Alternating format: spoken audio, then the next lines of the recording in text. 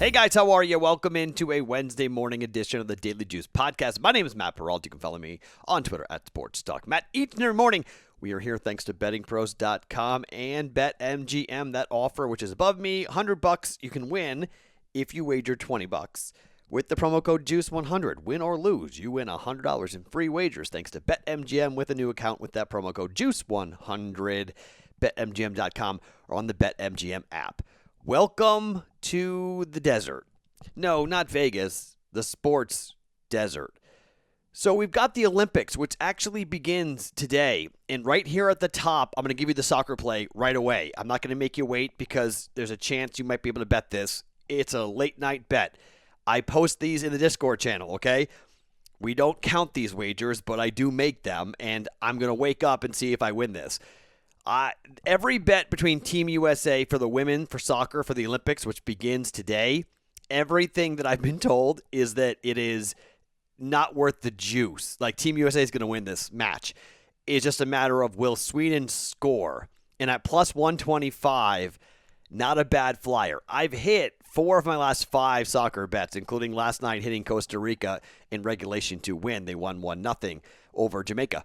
We are looking at Team USA to give up a goal. 1 goal. They're going to score a bunch, but both teams to score in this match is plus 125. So why not? Let's take a flyer on Team USA to score against Team Sweden, plus 125 for a soccer wager. It's late night. There's no Gold Cup to bet, and they want me to bet soccer, even though it doesn't count for the record. Just throw a soccer play. So there's a soccer play if you want it, okay? Both teams to score. Team USA versus Sweden. Here, we can sleep and wake up. I think it's a 1:30. I might even be up when this thing starts. It's 1:30 Pacific time. So, yeah, it's a late night soccer match over in Japan for Team USA. But they'll replay the match, I guess, later in the evening. But anyways, congratulations to the Milwaukee Bucks. What a win. Giannis was incredible.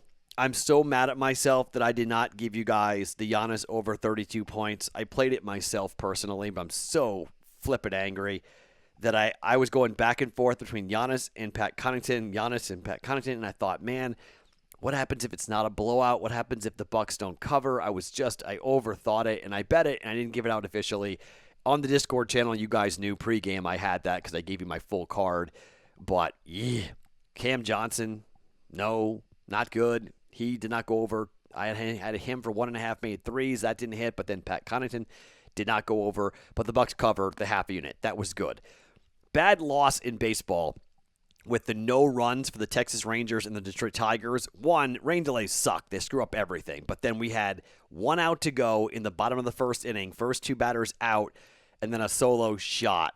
Only run that the Tigers got. It's a 1-0 first inning, so we lose that one. But we got the over in the Orioles and the Orioles and the Rays for their game in the first 5. That got over, so we cashed that at minus 120.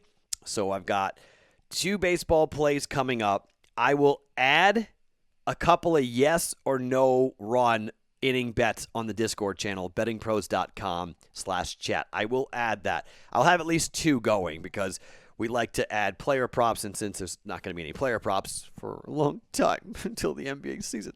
So we'll have those. The yes-nos will be that'll be the Discord bet every day, a yes-no for a quarter unit each one. So I'm going to be posting those during the Discord channel every day until we get basketball back, which is going to be a really long time. So or maybe I'll play some baseball props, but probably not. So we got the Bucks right. So it basically a 2-2 day, except you guys got me the win because the Discord bet, we don't count it for the record, but for the win for the day, the Discord bet, I won for the day with the Discord bet. So at Discord bet's won 2 in a row now, 7-9 for all you haters out there saying Discord bet, awful bet. The game went exactly, I handicapped that game as well as I've handicapped a game in a really long time. I told you first quarter, slow start. Bet the under in the first quarter. We got that. I said second quarter, be careful of the halftime score because the Suns are going to play well in the second quarter. That's what happened. They made a push. Third quarter, bet the over third quarter in game, over 55.5 points in the third quarter. We all nailed that in the Discord channel. And then the Bucks hung on to win and covered that last second three by Devin Booker. Oh my goodness, my heart was in my throat. That would have been an awful, awful beat The public was holding their breath. The books were on my side, and they were very happy that Devin Booker missed that three-point shot. It is a win and a cover for the Milwaukee Bucks. That would have been an awful 4-point win and a brutal backdoor loss for anyone with the Bucks -5. Thank goodness that 3 did not go down, and so we get the cover there with that. So it's a 3-2 day, not bad at all. Not going to squawk at it, and we got the soccer bet right as well with Costa Rica, so at +125. So it's a 4-2 day for the Daily Juice. Not going to get angry at it, even though technically it's a 2-2 day. For the record, it's a 4-2 day. Remember these days when we're adding up the overall record for the Daily Juice? There are good days that we don't get full credit for because that's just how it is. I don't want the Discord bet to count. That's not really fair. It's your bet. And then the soccer bets, I don't want them counting because, well, I bet them, but I don't really, some of the bets are really small, and I do play them, but I'm not playing them consistently, but they want the picks for soccer on the podcast, so I do wind up making them. Okay, so let's get to the plays here coming up for today, and I've got 2 plays going today and 1 future to give you guys, and I fired on this tonight, and I have been eyeballing it, I've been previewing it, I've been talking about it, and I finally bit the bullet for a half a unit. And I bet the Giants to win the National League West. Okay, so if you look at some of the numbers here and strength of schedule and what will happen down the stretch, if you go to baseballreference.com, they've got, the remaining strength of schedule for all the teams playing in Major League Baseball. And right now, the Rockies have the toughest strength of schedule remaining. The Mets have number 2, the Diamondbacks number 3, the Padres number 4, which is good for the Giants, then the Orioles, then the Giants, then the Braves, Angels, Marlins, and then the Dodgers. So there's not a huge separation between the Giants, Padres, and Dodgers in terms of strength of schedule. So they're all going to be challenged. But if you look at what baseballreference.com is projecting, they've got the top seed, the overall top seed in the National League to be the Giants. They think they're going to be the 1 seed. And they've played really well against the Dodgers, and they've got 2 more games to go here in this series. And their bullpen, at the time of taping, it's 6-5 in the bottom of the 8th inning right now with the Giants leading. But the Giants are a team that offensively, it is remarkable what they do and how they score, even with all their injuries. They're pretty banged up.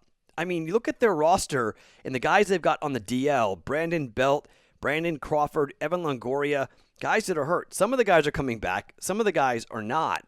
But they just keep on winning. It doesn't matter who they're playing. They just keep on winning. Right now, if you look at the best team on the run line in Major League Baseball, the Giants are the best team on the run line, 59-34. They are winning by more than 1 run, 63.4% of the time. To me, that's significant, not from a gambling standpoint, but how they're playing and how they're winning. They're not just squeaking by different teams. It's not like they're just kind of winning. They're really winning and winning consistently right now, and it's really fun to watch. Now, look, they play in a tough division, but they are going to play some bad teams down the stretch. They are going to play teams that they're going to be able to beat up upon, which is good. They got a 3-game set with the Pirates after this one. Then they're home for the Angels. The Astros are not going to be easy. Then they've got a big set with the Arizona Diamondbacks, where over the course of 9 games, 9 games, they play them 6 times, which is good. They got the Rockies, a couple of big series with the Mets, interleague with the Oakland A's, and they'll play the Dodgers again in September, then the Rockies in September on the road. They got the Cubs. They're home for a big series with the Padres, and then they end the year with a run between the Padres, Rockies on the road, homestand for the Diamondbacks, and the San Diego Padres. Look, it's not going to be easy, and I'm not saying it's not going to be a complete and total sweat to get here, but it's plus 330 on the Giants to win the National League West. Their lead's not big. I'm not saying they got this gigantic lead here, and maybe it's 3 games after tonight. Giants could lead by 3. I bet this before the game ended tonight, so maybe the Dodgers came back in the bottom of the 9th, but I bet the Giants to win the division here. I know one of you guys in the Discord channel, you guys bet the Giants to win the World Series. Not a horrible bet. Don't hate on it. They're 30-13 at home. They're 29-21 on the road.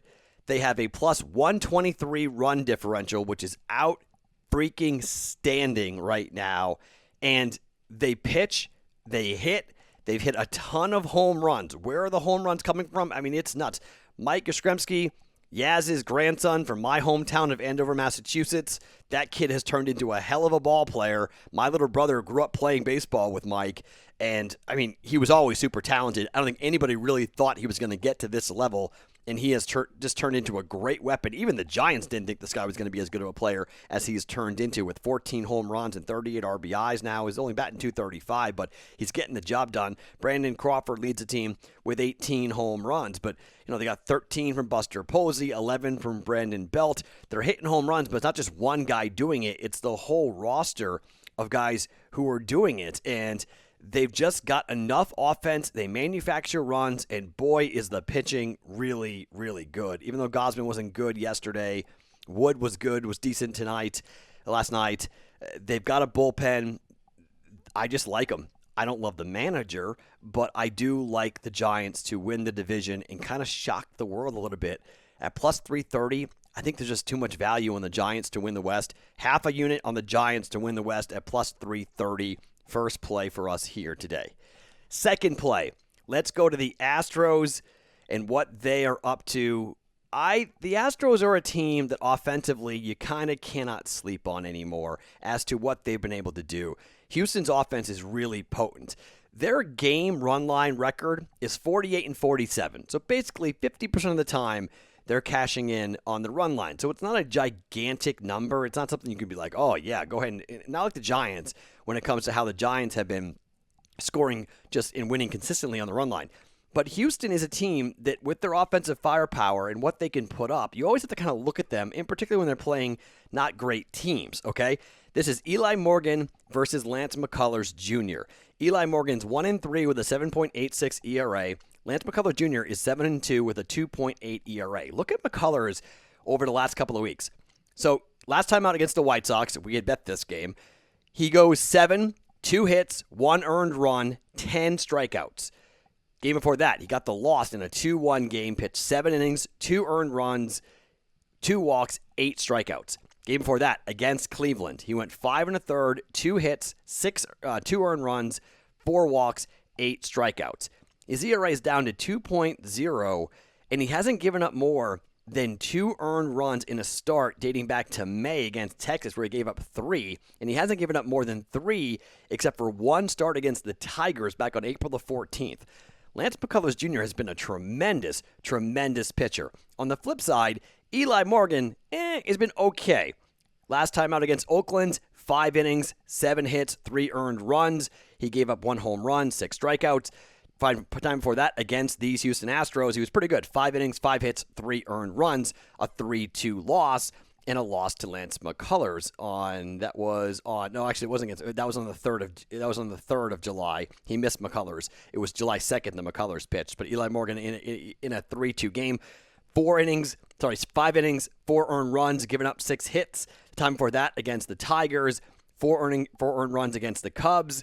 Gave up 3 earned runs in 3 2/3 against Baltimore, and started the year off in May when he came up with a rough outing. 2 2/3 innings, 6 earned runs he gave up. He got hit pretty hard in his Major League Baseball debut, but his ERA has been coming down dramatically after every start. Since then, he's been pitching pretty well, but I think Lance McCullers is pitching really well. I got the Astros on the first 5 run line at -1. Now, normally the run line is only a half a run. This is a little different, okay? This does put the push in contention here. So what we need is a bunch of runs early for the Astros to be up 3-1, 4-1, somewhere in that range here. But it's -120 on the Astros. First 5 at DraftKings. Astros -1, first 5 is the play for us, with Lance McCullers up against Eli Morgan. Astros against the Cleveland Indians. Half a unit on the Astros, -1 at -120. First 5 money or run line for our second play for baseball. Our third play, let's talk about the Rays and the Orioles. So here, when you look at totals, the Orioles and Tampa, 52-40-3, 50-41-3 for these two teams. They are 5th and 6th in Major League Baseball to the over hitting 56.5% of the time and 54.9% of the time. These two teams do score quite a bit. The pitchers going for tomorrow, not all that great, to be quite honest. If you are looking at just what we're going to see here, we know that yesterday a lot of runs got scored between these two teams. A lot of offense came in. It was a 9-3 win for Tampa Bay over Baltimore. We know they score a lot, and this is the early game of the day. It's a getaway day. Keegan Aiken is 0-5 with an 8.19 ERA. Michael Wacha is 2-2 with a 5.14 ERA. Both pitchers not great with the whip, 1.8, 1.35. I think we're going to see a lot of offense here. The total is only 8, which is somewhat surprising here, and I think it has got a little bit to do with where the offenses have been over the last couple of games. Now, it was a 9-3 win yesterday for the Rays, so it went to 12. But the time before that, it was 6-1, 7-1, Orioles won 6-1, Rays won 7-1, Rays won 5-4, 4-2 for the Rays, 10-1, 9-7, 13-6. So we've seen games in Baltimore go way over. Games in the Trop, not that great. 18-33 for the Orioles on the road. Rays 29-18 at home. I don't hate a Rays play, although it's pretty heavily juiced. I don't hate a Rays run line play. It's pretty heavily juiced. I thought long and hard about Rays on the run line on this game. I'm instead going to take the over here, and it's 8 at -115. So we do have a push potential if it gets to 8, but I do think both pitchers will get hit hard. Again, it's a getaway day, so maybe you not want to make one of the bullpen arms kind of wear one. The game gets kind of away from one of the teams, and you put up a bunch of runs. I'm going to go over 8 runs for the Rays and the Orioles here. 9:10 Pacific time start, 12:10 start at the Trop. There'll be nobody there. So hopefully you just see like batting practice and a bunch of runs being scored and whatnot. Won't be some electric atmosphere, maybe a lot of home runs, pitchers not really on their stuff. And we get to an easy over 8 at -115 for a half a unit for the third play of the day. Okay, so let's recap the plays. Team USA and Sweden, both teams to score at +125. Giants +330 to win the National League West for a half a unit. Astros -1 first 5 run line against the Indians, and the Rays and the Orioles over 8 at -115 for a half a unit. Those are the plays. I will have some yes/no first inning runs, 2 of them at least, in the Discord channel. BettingPros.com/chat to get in there, or on YouTube underneath me. Click on it and you can get in to our Discord conversation, which is always a ton of fun to be involved and be a part of it. And I absolutely love our community, and I cannot wait to get to football season. We're going to get there by going through the Olympics and betting on the Olympics, and then getting ourselves to the start of college football. I will have one more SEC bet for you guys before SEC Media Days wrap up in Birmingham, but for now, those are the plays here for a Wednesday's Daily Juice podcast. My name is Matt Peralta. Follow me on Twitter at SportsTalkMatt. Every morning, it's the Daily Juice right here on BettingPros.com. Brought to you by BetMGM.